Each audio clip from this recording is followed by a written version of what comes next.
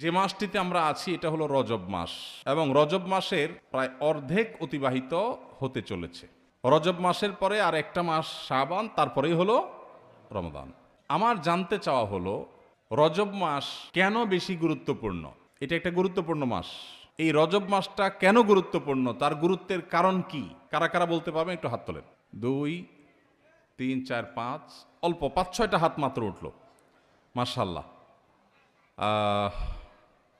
হ্যাঁ, আপনি একটু দাঁড়ান ভাই। রজব মাস কেন গুরুত্বপূর্ণ বলেন? শবে মেরাজের জন্য গুরুত্বপূর্ণ। আপনি? একই প্রশ্ন, একই মত।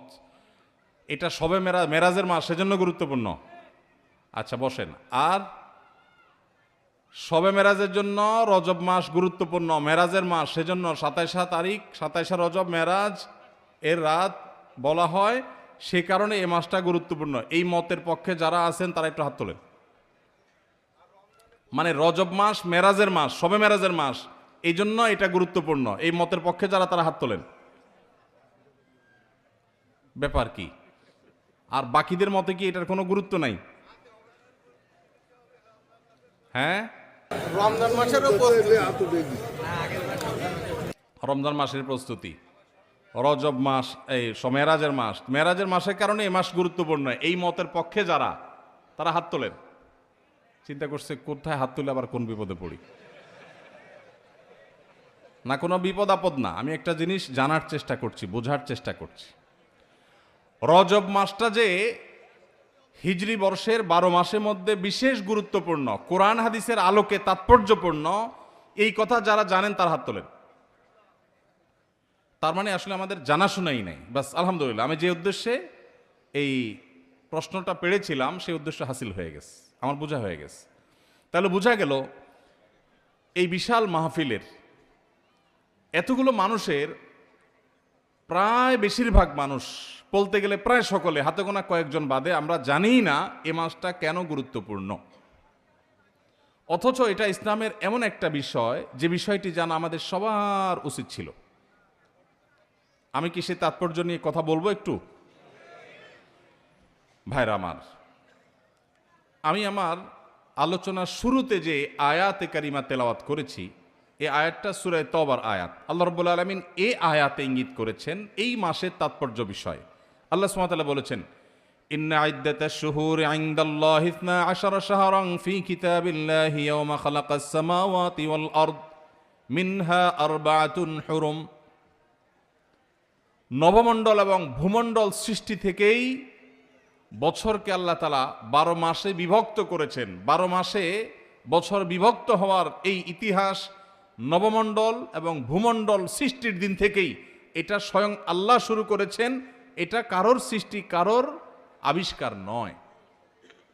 মিনহা আরবাআতুন হুরুম, আল্লাহর দেওয়া সেই 12 মাসের যে সংস্কৃতি বা ধারণা, গোটা পৃথিবীতে নানাভাবে সেটা মানুষ পালন করে। কোথাও ঈসাই বর্ষ পালন হয়, কোথাও বাংলা বর্ষ পালন হয়, কোথাও অন্য কোনো বর্ষ পালন হয়, বহু বর্ষ পৃথিবীতে প্রচলিত আছে। এর মধ্যে হিজরি বর্ষের 12 মাসের মধ্যে আল্লাহ তাআলা বলছেন মিনহা আরবাআতুন হুরুম, 4টি মাস আছে যে মাসগুলো মর্যাদাপূর্ণ মাস, সম্মানিত মাস। আল্লাহ তাআলা এই মাসগুলোকে মর্যাদা দিয়েছেন, সম্মান দিয়েছেন। সেই সম্মানিত যে 4 মাস, এই 4 মাস সম্পর্কে সহিহ বুখারীর হাদিসে নবী করিম সাল্লাল্লাহু আলাইহি সাল্লাম বলেছেন, সালাসুন মুতাওয়ালিয়াত, সেই সম্মানিত 4 মাসে 3টা হলো বাই সিরিয়াল, ধারাবাহিক। সে ধারাবাহিক 3 মাস হলো জিলকদ, জিলহজ, মুহররম। বলতে হবে সাথে, জিলকদ, জিলহজ, মুহররম। সিরিয়ালে মাসের কততম মাস? হিজরি বর্ষের কততম? 11, 12, 1। এই 3টা হলো ধারাবাহিক সম্মানিত 3 মাসের 3টা। অর্থাৎ আমরা যে রমজানের রোজা পালন করার পরে শাওয়াল আসে, এই শাওয়াল চলে গেলেই টানা ধারাবাহিকভাবে 3 মাস, এগুলো হলো সম্মানিত মাস। ওয়ারাজব মুদর আল্লাযী বাইনা জুমাদা ওয়া শাবান, 4র্থ মাসটা হলো রজব মাস, যেটা জুমাদা সানি আর রজবের মধ্যবর্তী, শাবানের মধ্যবর্তী, অর্থাৎ এই যে মাসটাতে আমরা আছি এটা। তাহলে এটা হলো সম্মানিত 4 মাসের একটা।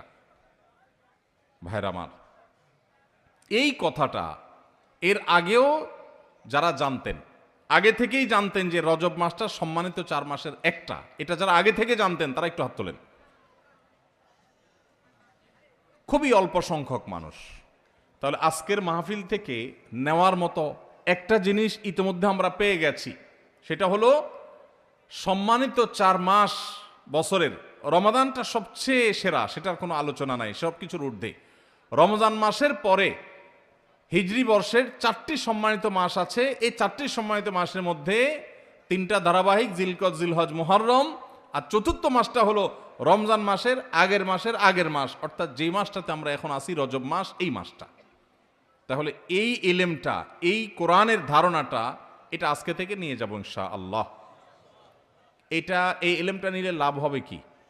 লাভ হবে এই, স্বয়ং আল্লাহ রাব্বুল আলামিন যে মাসকে মর্যাদাবান ঘোষণা করেছেন, সেই মাসটা আমাদের কাছে মর্যাদা পাওয়ার উপযুক্ত না উপযুক্ত না? কোনো সন্দেহ আছে? আল্লাহ কোরআনে যে মাসকে মর্যাদাবান বলেছেন, সে মাসের প্রতি মর্যাদা প্রকাশ করা আমাদের কর্তব্য না কর্তব্য না?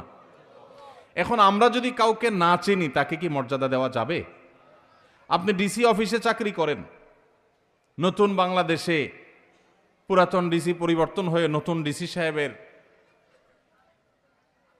এখানে পোস্টিং হয়েছে। আপনি বিমানে করে ঢাকায় আসছেন, আপনার পাশের সিটেই ডিসি সাহেবও বসে আসছেন, উনি যোগদান করার জন্য আসছেন। আপনি ডিসি অফিসের একজন সাধারণ কর্মচারী, পাশের সিটে যে বেচারা আসছে, যে লোকটা আসছেন তিনি ডিসি হিসাবে এখানে জয়েন করবেন। আপনি জানেন না যে তার অধীনেই আপনার কাজ করতে হবে সামনে। তাহলে সেক্ষেত্রে আপনি পাশের সিটের লোক হিসেবে তাকে বিশেষ কোনো কেয়ার কি করার কথা? কিন্তু যদি আপনি টের পান, জানতে পারেন যে উনি এখানে জয়েন করবেন এবং তার অধীনে আপনার কাজ করতে হবে, তাহলে আপনার ভিতরে একটু পরিবর্তন হবে নাকি হবে না? কথাটা পরিষ্কার না? পরিবর্তন হবে না? আপনি নড়ে চড়ে বসবেন, স্যার বলতে বলতে মুখে ফেনা তুলে ফেলবেন, ঠিক না বে ঠিক? পরিচয় না জানলে তো আপনি সম্মানও দিতে পারবেন না, উল্টাপাল্টা আচরণ করে বরং অফিসে আইসা বিপাকেও পড়তে পারেন, ঠিক না বে ঠিক? ভাইরা আমার, ঠিক একইভাবে এই যে একটা মাস চলে যাচ্ছে, মাসের অর্ধেক প্রায় চলে গেল, এই মাসটা যে সম্মানিত মাস, এই সম্পর্কিত ধারণা এদেশের প্র্যাকটিসিং মুসলমান, নামাজি মুসলমান, মসজিদে আসা মুসল্লি, ওয়াজ মাহফিলে আসা মুসল্লিদের 80 থেকে 90% মানুষ এখনো জানে না। একটা হারিয়ে যাওয়া ধারণা, সাধারণ বিষয় নয়, খুচরা বিষয় নয়, কোরআনের বিষয়। এক নয়, একাধিক আয়াতে যে বিষয় আল্লাহ আলোকপাত করেছেন, এটা কোনো খুচরা বা সাধারণ বিষয় হতে পারে না, এটা অনেক গুরুত্বপূর্ণ বিষয়। কোরআনে আল্লাহ তাআলা এই সম্পর্কে আলোচনা করেছেন যে বছরে 12টি মাসের মধ্যে 4টি মাসকে আল্লাহ মর্যাদা দিয়েছেন।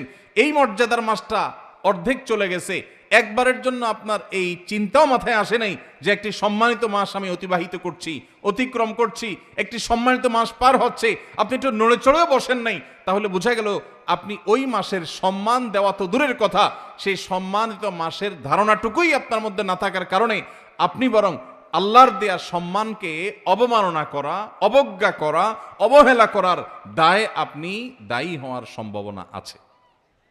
তাহলে আজকে যে আমরা জানলাম, এখন থেকে জীবনের তরে এটা মুখস্থ করে নিব যে জিলকদ, জিলহজ, মুহররম 11, 12, 1 আর রজব মাস, রমাদানের আগের মাসটি যখন শুরু হবে, আর কিছু করতে পারেন না পারেন, অন্তত একটা সম্মানিত মাস যাচ্ছে এই কথা মনে করে একটু নড়ে চড়ে বসলেন। নড়ে চড়ে বসা বলতে রুটিন যে আমলগুলো আছে একটু বিশেষ গুরুত্ব দিয়ে করলেন। কেন? কারণ সম্মানিত মাস যাচ্ছে, আল্লাহ সম্মান তো এমনি এমনি দেয় নেই, নিশ্চয়ই এই মাসে ইবাদতের আলাদা গুরুত্ব আছে, সেই জায়গা থেকে আপনি সম্মান দিলেন।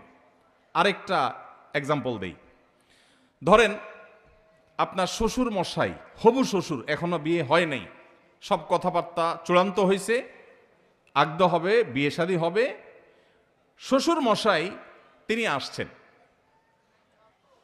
আপনি বসে আছেন সোফায় সাধারণ মুডে, সাধারণ মোডে যখন বসে থাকবেন আপনি, আপনার হবু শ্বশুর, নতুন নতুন শ্বশুর হবে